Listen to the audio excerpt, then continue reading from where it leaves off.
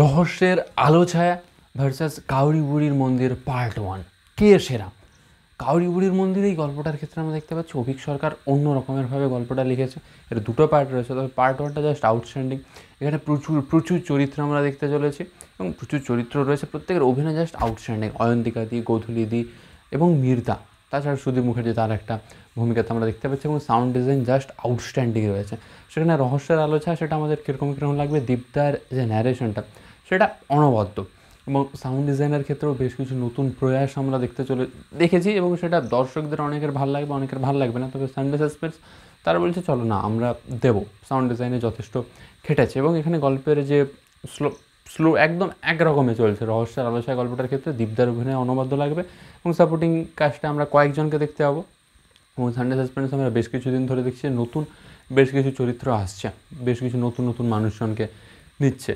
পোস্টারটা বেশ ইন্টারেস্টিং, গল্পটা অন্য রকমের। হেমেন্দ্র কুমার রায়ের যে যখনই ডিটেকটিভ গল্প নিয়ে হেমেন্দ্র কুমার রায় লেখে, খুব একটা বেশি গল্প লেখে না, তবে এই গল্পটার ক্ষেত্রে আমরা দেখতে চলেছি একদম অন্য রকমের একটা ভাবধারা রয়েছে। সেটা অনেকের ভালো লাগবে, অনেকের ভালো লাগবে না। মানে 40% রয়েছে যারা এই গল্পটা শেষ করবে, বাকিরা শেষ করবে বলে ধুর কীরকম চলছে, একই রকমভাবে চলছে এই গল্পটা একই রকম। মানে এই যে ফরম্যাটটা রয়েছে সেটা আজ থেকে 1-2 বছর আগে বেশ কিছু ছোটো গল্পগুলোতে এই রকমের স্ট্রাকচার থাকতো, যেগুলোতে একটু ভৌতিক ব্যাপারে থাকতো, সেটাতে দীপদা এরকমভাবেই ন্যারেট করতো। বাট এটাতেও দীপদার ন্যারেশন আমাদের জাস্ট আউটস্ট্যান্ডিং লাগবে এবং গল্পটা অন্যরকম লাগবে, মানে প্রত্যেকের ভালো লাগবে না এই গল্পটা রহস্যের আলোচনা। সেখানে কাউরি বুড়ির মন্দির, সেখানে তো আমরা দেখেছি সানডে সাসপেন্স হোক বা গল্পমেরের ঠাকুর, প্রত্যেকটা জায়গাতে বা মিড নাইট হরর স্টেশন, সব জায়গাতে একটা হরর স্টোরি, সেটা দর্শকরা ভীষণ ভালো লাগে এবং এইখানেও হরর স্টোরি একটা রয়েছে। কাউরি বুড়ির মন্দির, সেটাতে যে হরর জনরাটা আউটস্ট্যান্ডিং, সাউন্ড ডিজাইন অনবদ্য রয়েছে। যে বেশ কিছু স্পেশাল এফেক্টস আমরা দেখতে পাচ্ছি, কাকের সাউন্ড বা মাই তুই এলি, প্রত্যেকটা জায়গাতে আমরা দেখতে পাবো সাউন্ড ডিজাইনে ভীষণ রকমভাবে কেটেছে।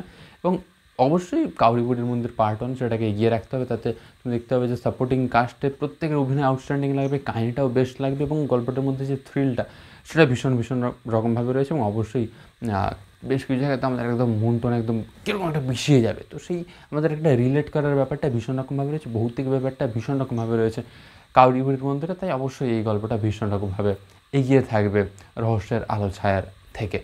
ধন্যবাদ।